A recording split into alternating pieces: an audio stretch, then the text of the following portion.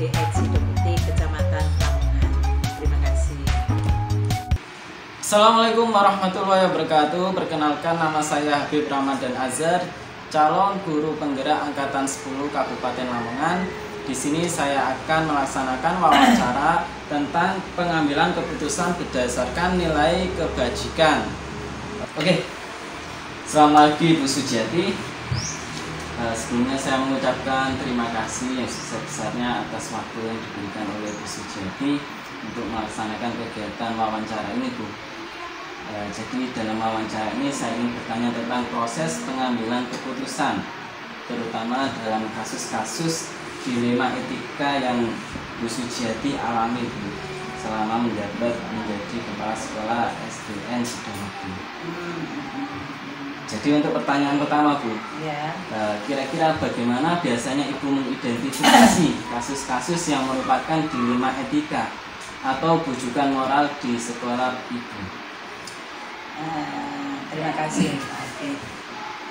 Untuk identifikasi kasus biasanya ya saya mencari tahu, dalam arti kan biasanya ada laporan dari berbagai macam pihak, misalnya laporan dari guru atau mungkin masukan dari wali murid tentang konflik atau sesuatu hal yang terjadi, atau bahkan dari para siswa sendiri yang mungkin melaporkan ada satu kejadian-kejadian yang bagi mereka semua itu cukup mengganggu, terutama di dalam pembelajaran atau dalam kegiatan pembelajaran di sekolah. Kita ambil contoh saja, misalnya ada kasus anak yang suka mengambil benda yang bukan miliknya atau mencuri lah, seperti itu. Bukan hanya benda, bisa saja berupa uang, tetapi di sisi lain juga anak ini ternyata punya kemampuan khusus atau punya kelebihan lah di bidang lain. Contohnya misalkan bidang olahraga, dia itu ternyata punya kemampuan, dan lembaga sendiri juga istilahnya ya memang ingin prestasi itu ada, sehingga anak ini memang pantas untuk diikut sertakan kalau ada katakanlah kompetensi-kompetensi yang terkait dengan bidang olahraga seperti itu. Jadi yang Ibu jelaskan tadi yaitu cara Ibu mengidentifikasi kasus-kasus yang termasuk dalam dilema etika atau bujukan moral tadi, yaitu berasal dari laporan guru, kemudian masukan dari wali murid, dan siswa itu sendiri. Itu menarik, Bu. Jadi untuk pertanyaan kedua, selama ini bagaimana Ibu menjalankan pengambilan keputusan Ibu di sekolah, terutama untuk kasus-kasus di mana ada dua kepentingan yang sama-sama benar, Bu, atau sama-sama mengandung nilai kebajikan? Yang saya lakukan kalau biasanya terdapat kasus yang seperti itu, artinya di sisi lain itu ada sesuatu yang kurang baik, tapi di sisi lain anak ini punya nilai lebih, ya sisi baiknya, karena sama seperti mata uang itu ada sisi kanan sisi kiri. Yang saya lakukan biasanya adalah bagaimana saya menghimpun informasi dari berbagai macam pihak tadi, itu saya kumpulkan keluhan-keluhan mereka, baik itu pihak-pihak dari guru, wali murid, atau dari siswa, atau bahkan si anak sendiri yang terlaporkan itu, sehingga saya taruh dari sudut pandang masing-masing yang mungkin berbeda, atau mungkin ada hal yang tidak diketahui oleh yang lain atau guru atau orang tua. Kalau sudah dilihat dari sudut pandang tersebut, maka untuk pengambilan keputusan itu juga nanti ada pertimbangan tertentu, yaitu tadi, kalau misalkan kasusnya kita ambil contoh anak ini punya kemampuan di bidang non akademik, misalnya di bidang olahraga, tapi di sisi lain dia punya hal yang kurang bagus karena dia mungkin suka mengambil sesuatu yang bukan haknya. Nah, dari situ nanti pertimbangannya kita mempertimbangkan itu, bisa juga kita memberikan kesempatan bagi si pelaku, baik itu kesempatan di bidang akademiknya yang dia kuasai, atau juga kesempatan untuk merubah perilaku dia itu, dari yang tadinya suka memanggil menjadi mungkin tidak memanggil lagi. Ya. Untuk pertanyaan ketiga, Bu, langkah-langkah atau prosedur apa yang biasanya Ibu Sujati lakukan dalam proses pengambilan keputusan tersebut? Langkahnya yang pertama itu yang jelas kita mengidentifikasi masalahnya. Identifikasi masalahnya, sejauh mana masalah yang kita hadapi itu seperti apa. Kalau sudah tahu kita masalahnya dengan tadi yang dari segala sudut pandang itu tadi, baik itu dari guru, siswa maupun dari orang tua yang mungkin juga mengeluhkan itu. Nanti kalau sudah kita kumpulkan yang sesuai, yang relevan dalam arti bisa kita pertanggungjawabkan informasi tersebut, maka pertimbangannya ya kita setelah itu memutuskan pemecahan masalahnya seperti apa seharusnya yang kita lakukan. Dan itu juga saya rasa saya tidak akan mempertimbangkan sendiri, tetapi mungkin meminta masukan dari berbagai pihak, berbagai elemen untuk memberikan alternatif atau solusi. Di antara itu jelas kan mereka punya solusi-solusi yang mungkin diantaranya itu memang tadi bukan hal yang paling baik ya, tapi mungkin itu alternatif yang mungkin bisa memecahkan alternatifnya itu yang katakanlah meminimalkan kemampuan siswa itu jadi gini, tidak merugikan si pelaku, maksudnya seperti itu. Antara dia juga bisa berprestasi, tapi di sisi pihak dia juga bisa merubah perilakunya seperti itu. Kalau sudah memilih alternatif itu dan merupakan keputusan bersama, ya baru kita mengkomunikasikan ini loh alternatif yang kita tempuh, seperti ini gambarannya. Nah, sehingga menjadi keputusan yang bersama, bukan keputusan perseorangan saya sendiri, saya pribadi seperti itu. Ya, Ibu, dari langkah-langkah Ibu lakukan tadi, ya pertama mengidentifikasi permasalahan, ya dari sudut siswa maupun orang tua, guru, dari seluruh elemen ya. Kemudian mencari pemecahan masalahnya bersama dengan pihak-pihak terkait, kemudian mengkomunikasikannya. Ya, kalau sudah menemukan alternatif yang baik, ya, kita komunikasikan. Oke, Bu. Selanjutnya untuk pertanyaan keempat, Bu, hal-hal apa saja yang selama ini Ibu anggap paling efektif dalam pengambilan keputusan pada kasus-kasus dilema etika? Yang terbaik ya, hal-hal yang saya lakuin itu tadi, intinya saya tidak mau mengambil keputusan itu secara pribadi. Artinya saya harus melibatkan semua pihak dengan segala konsekuensinya, yaitu apa? Perbedaan pendapat, itu jelas. Perbedaan pendapat, perbedaan solusinya dengan segala tetek bengeknya itu. Nah, namun yang penting konteksnya masih tetap mempertimbangkan dari apa? Konflik yang ada di situ apa? Kasus apa? Yang mungkin punya itu tadi dilema ya. Di sisi lain anak ini punya nilai plus, tapi di sisi lain lagi dia punya nilai kekurangan yang harus kita berbagi. Intinya ya itu tadi, melibatkan seluruh pihak untuk mengambil sebuah keputusan. Oke, Bu. Untuk pertanyaan kelima, Bu, hal-hal apa saja yang selama ini merupakan tantangan dalam pengambilan keputusan pada kasus-kasus dilema etika yang Ibu hadapi? Iya, yang merupakan tantangan dalam pengambilan keputusan itu ya itu tadi. Di antaranya sebagai contoh ternyata ada nilai plus, nilai minus. Nah, itu. Namun yang perlu kita garis bawahi di situ bahwa intinya solusi yang kita ambil itu nanti tidak merugikan. Nah, tidak merugikan berbagai pihak, baik itu dari lembaga sendiri. Jadi lembaga sendiri juga ada kepercayaan, karena ini terkait dengan, kalau dilihat saya kasus tadi kan moralnya ya, moral sang anak itu, tetapi juga anak itu punya prestasi. Jadi kan kita tidak merugikan lembaga, tidak merugikan siswanya itu sendiri, tidak merugikan pihak terkait yang lain yang misalnya komite atau orang tua atau kedudukan. Itu yang tantangan terbesar. Intinya ketika mengambil solusi itu betul-betul yang kita pertimbangkan itu antara itu nilai min dan plusnya, mana yang banyak plusnya dan minim untuk minusnya. Oke Bu, selanjutnya untuk pertanyaan ke-6 Bu, apakah Ibu Sujiati memiliki sebuah tata cara atau jadwal tertentu dalam sebuah penyelesaian kasus dilema etika? Apakah Ibu langsung menyelesaikannya itu di tempat atau memiliki sebuah jadwal Bu untuk menyelesaikannya? Bentuk atau prosedur apa yang akan Ibu Sujiati jalankan nantinya?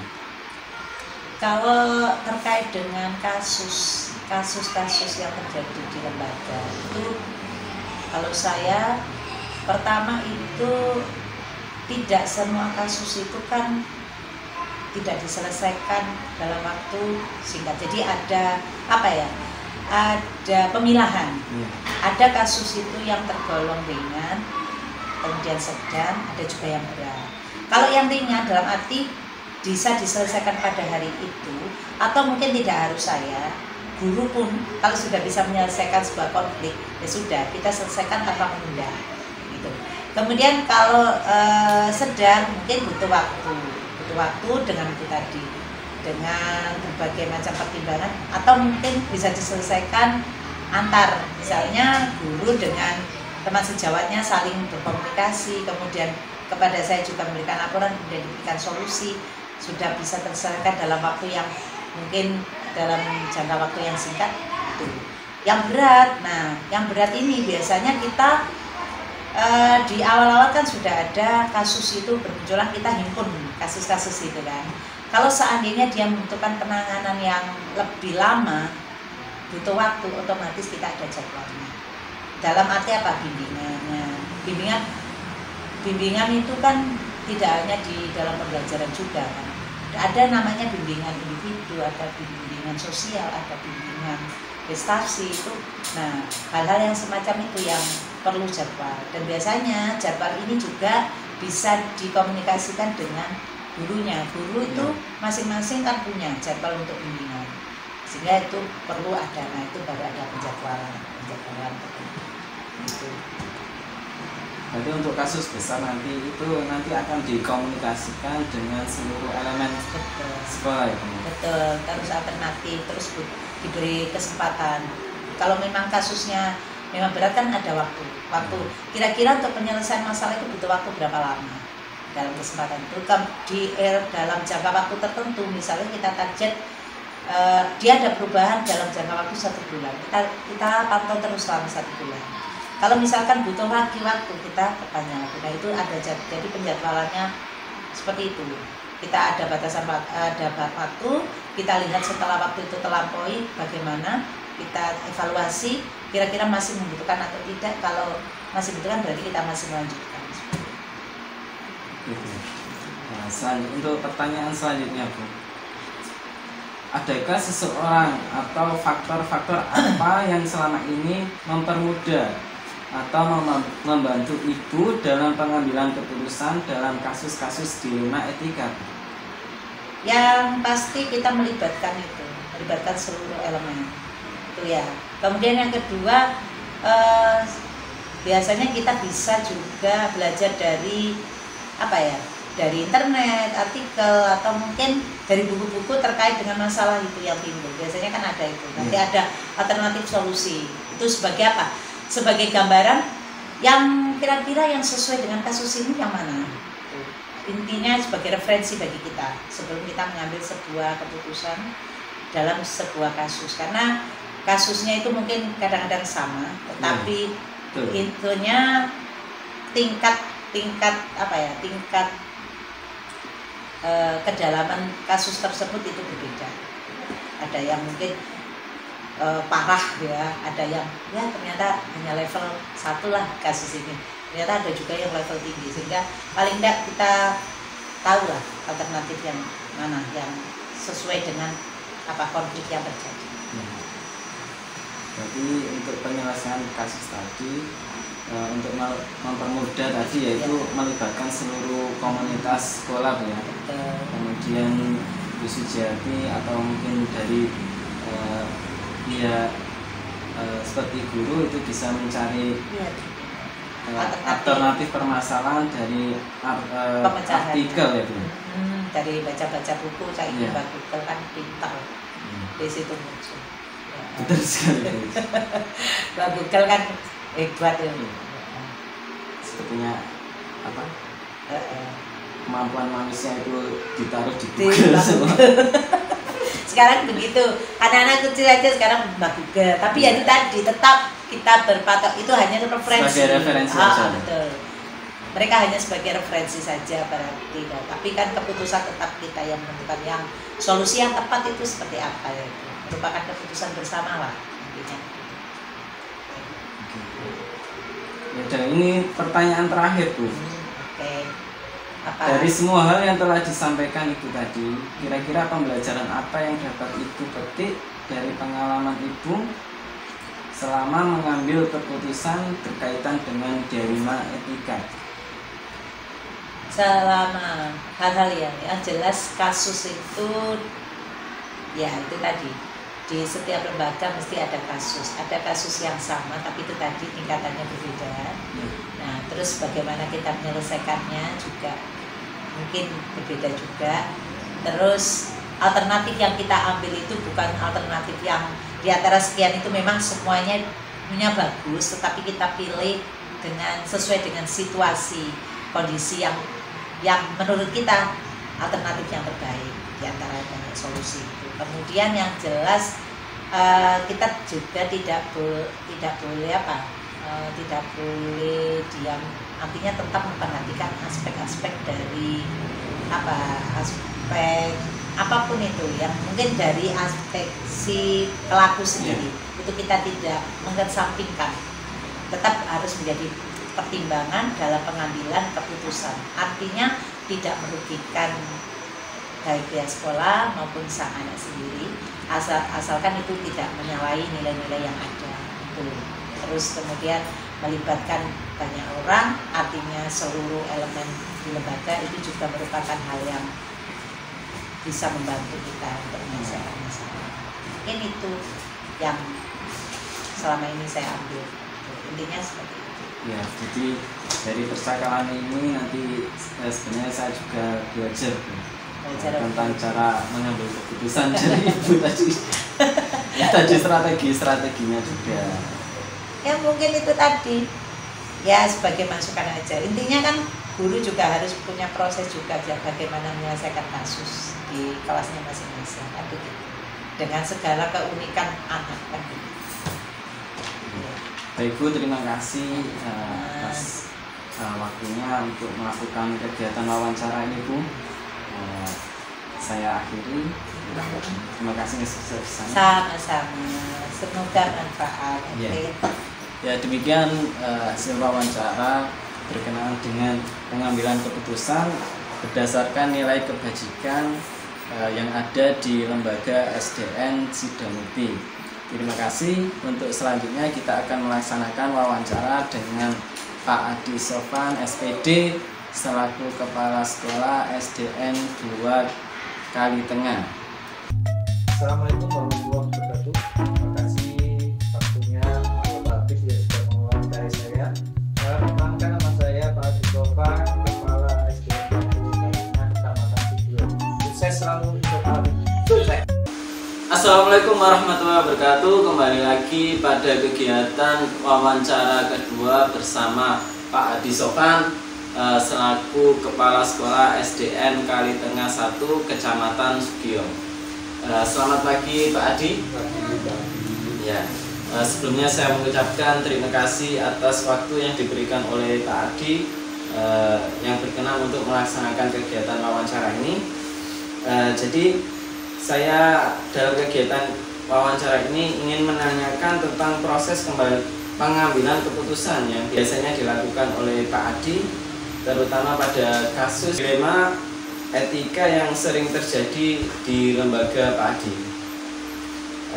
Jadi untuk pertanyaan pertama Pak Adi, bagaimana biasanya Pak Adi mengidentifikasi kasus-kasus yang merupakan dilema etika atau bujukan moral di sekolah Pak Adi? Ya, terima kasih waktunya sudah diberi kesempatan untuk berbagi ilmu. Jadi ketika kita menjadi seorang leader, seorang pemimpin, pasti akan banyak masalah yang akan terjadi. Masalah itu timbul tidak hanya lingkup siswa saja, tapi bisa bersifat luas, baik itu tentang gurunya mungkin, atau wali muridnya, atau juga terkait dengan masyarakat setempat. Nah, dalam menganalisis sebuah permasalahan, biasanya saya lakukan adalah mempelajari masalah itu. Jadi yang pertama kita pelajari masalah itu, kemudian kita analisis masalah-masalah yang terjadi itu, baru kemudian kita simpulkan. Jadi kesimpulan itu kemudian bisa kita bedakan apakah itu masuk kepada dilema etika atau justru itu hanya bujukan moral. Oke, untuk pertanyaan selanjutnya, selama ini bagaimana Pak Adi menjalankan pengambilan keputusan di sekolah Pak Adi, terutama untuk kasus-kasus di mana ada dua hal yang sama-sama benar Pak Adi, yang di dalamnya mengandung nilai kebajikan? Ya, jadi ketika kita mengalami sebuah permasalahan yang menyangkut itu adalah permasalahan dilema etika, memang masalah itu kita anggap sebagai masalah yang berat. Kenapa? Karena sama-sama benar. Sehingga saya kira untuk mengatasi masalah itu, yang pertama kita harus memegang 3 prinsip dalam pemecahan masalah. Yang pertama adalah kita harus berusaha agar hasil akhirnya itu baik. Artinya hasil akhir dari sebuah masalah itu berdampak positif. Yang kedua adalah kita berpegang teguh pada aturan yang ada. Dan yang ketiga adalah kita juga mengedepankan nilai-nilai kebajikan itu sendiri. Sehingga keputusan yang kita ambil nanti, kalau kita menganut 3 prinsip itu, maka keputusan yang diambil insya Allah adalah keputusan yang terbaik di antara permasalahan yang sama-sama baik itu. Ya, sangat menarik sekali Pak Adi. Untuk pertanyaan ketiga, kira-kira langkah-langkah apa saja yang biasanya Pak Adi lakukan dalam proses pengambilan keputusan tersebut? Ya. Jadi ketika kita mengalami masalah, seperti apa yang saya sampaikan di awal tadi, jadi awal itu kita identifikasi, kita pelajari dulu masalah itu, sumbernya dari mana, siapa saja yang terlibat, kita analisis dampak-dampak dari masalah itu bagaimana, dari kedua masalah itu. Dari itu kita simpulkan, oh ternyata ini permasalahannya, dan kita lihat dampak-dampak ke depan yang lebih baik itu yang mana. Nah, sehingga di sini kemudian kita dituntut untuk berkolaborasi dengan berbagai pihak untuk menyelesaikannya. Jadi artinya sesungguhnya kita ini makhluk sosial, tidak bisa hidup sendiri. Jadi ketika ada masalah pun sebaiknya kita bicarakan dengan teman-teman kita, dengan orang-orang yang kita percaya, dengan orang-orang yang memberikan masukan kepada kita. Jadi kolaborasi untuk menghadapi masalah itu sangat penting supaya kita bisa mengambil keputusan yang terbaik. Oke, jadi intinya tadi melakukan kolaborasi ya Pak Adi, untuk menyelesaikan masalah tersebut.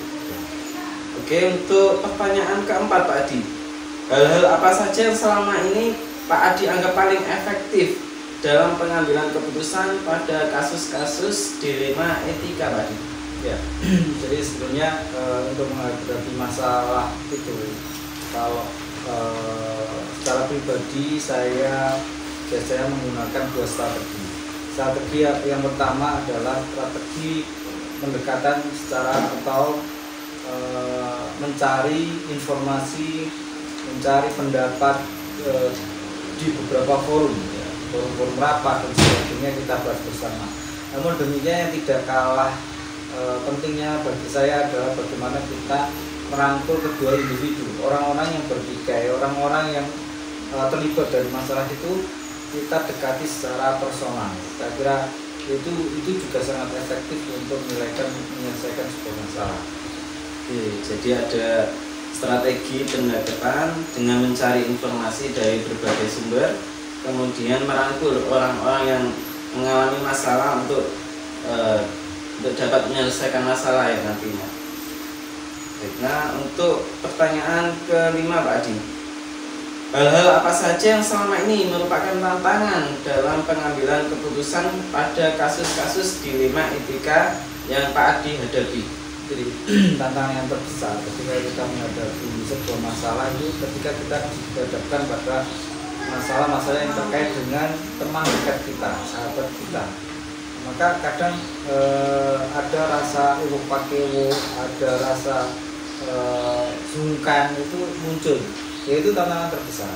Namun demikian tantangan itu hanya satu bagian saja. Ada sisi yang lebih besar dari semua itu, yaitu bagaimana masalah itu segera terselesaikan dengan baik. Oke, selanjutnya Pak Adi untuk pertanyaan ke-6, kira-kira apakah Pak Adi memiliki sebuah tata cara atau jadwal tertentu dalam sebuah penyelesaian kasus dilema etika? Apakah Pak Adi langsung menyelesaikan di tempat atau memiliki sebuah jadwal khusus untuk menyelesaikannya? Mungkin dalam bentuk atau prosedur seperti apa, bisa Pak Adi jelaskan secara rinci? Ya, jadi ketika kita mengalami sebuah problematika, memang ada situasi yang kita mengharuskan untuk segera rapat, sehingga itu bisa kita jadwalkan.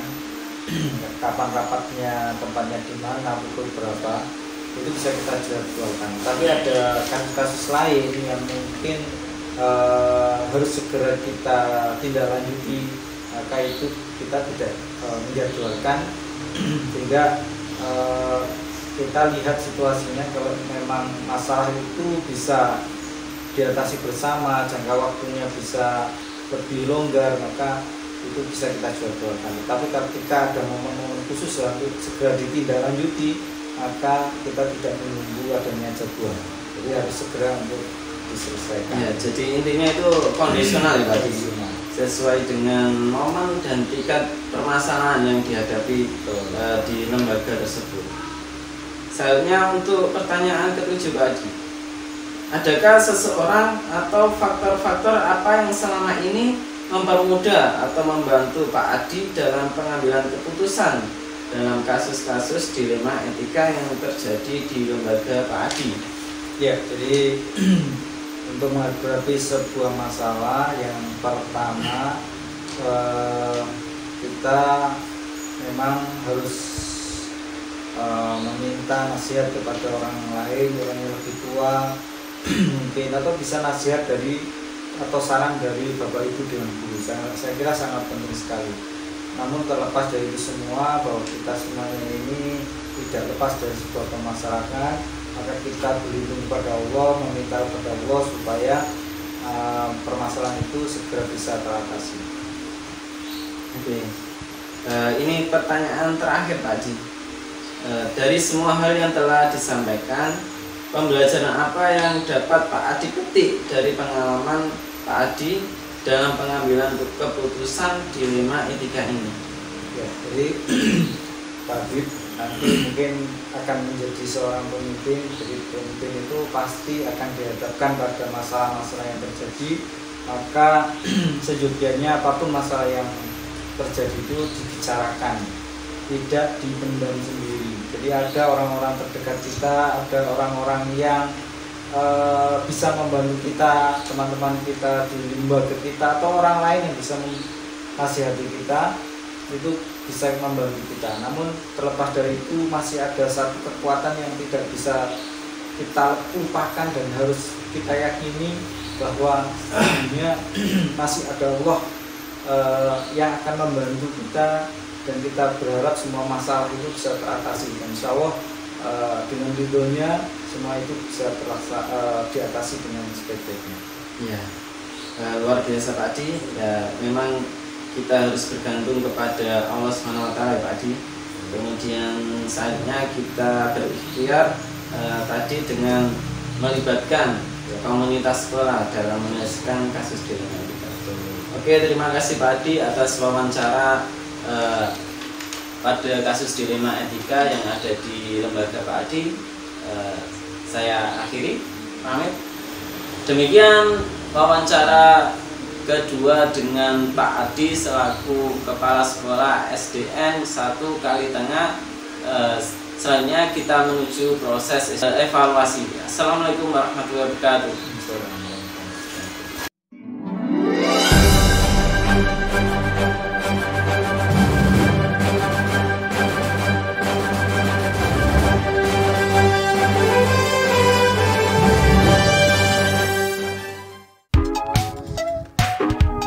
Berdasarkan hasil wawancara yang saya lakukan, para kepala sekolah tersebut melakukan pengambilan keputusan dengan langkah-langkah sebagai berikut, yaitu mengidentifikasi masalah, kemudian melakukan diskusi, dan mengkomunikasikan dengan pihak-pihak yang terlibat langsung di sekolah. Kemudian, mereka membuat keputusan yang mengutamakan kepentingan murid, bijaksana, bertanggung jawab, serta memaksimalkan potensi positif dan meminimalisir potensi negatif. Selanjutnya, langkah-langkah yang dilakukan oleh para kepala sekolah tersebut menurut saya sudah sesuai dengan teori yang saya pelajari dalam modul 3.1 tentang pengambilan keputusan berbasis nilai-nilai kebajikan. Mereka menerapkan 4 paradigma, 3 prinsip, dan 9 langkah pengambilan dan pengujian keputusan. Namun tidak semua langkah dilakukan secara runtut, dan ada beberapa langkah yang tidak dilakukan seperti investigasi opsi trilema.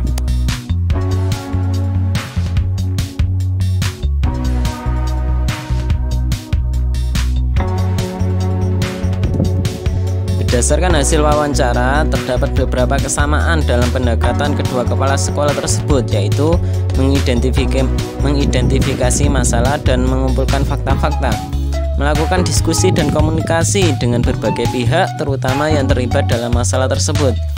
Kemudian mereka mengutamakan kepentingan murid, serta memaksimalkan potensi positif dan berusaha meminimalisir potensi negatif. Hampir tidak ada perbedaan dalam pengambilan keputusan, namun kepala sekolah pertama lebih menguasai strategi dalam pengambilan keputusan. Menurut saya, kepala sekolah pertama sedikit lebih menonjol dalam menerapkan langkah-langkah pengambilan keputusan sesuai dengan teori yang diajarkan dalam modul 3.1.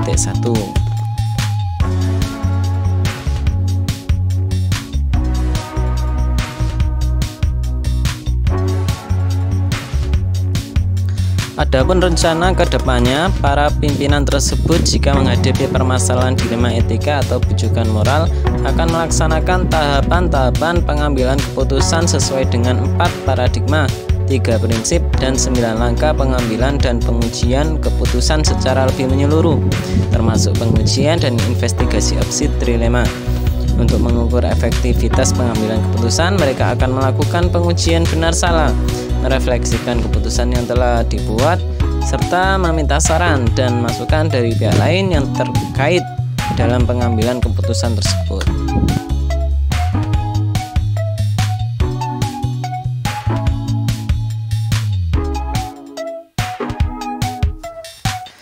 Saya akan menerapkan 9 langkah pengambilan keputusan dalam menghadapi setiap permasalahan dilema etika, baik itu terkait dengan murid maupun dengan kolega guru. Ketika ada rekan guru yang mengalami masalah dilema etika, saya akan menawarkan kepada mereka untuk mengambil keputusan berdasarkan langkah-langkah pengambilan keputusan yang telah saya pelajari. Demikian hasil wawancara sekaligus refleksi hasil wawancara. Kurang lebihnya saya mohon maaf yang sebesar-besarnya. Salam guru penggerak, tergerak, bergerak, menggerakkan. Assalamualaikum warahmatullahi wabarakatuh.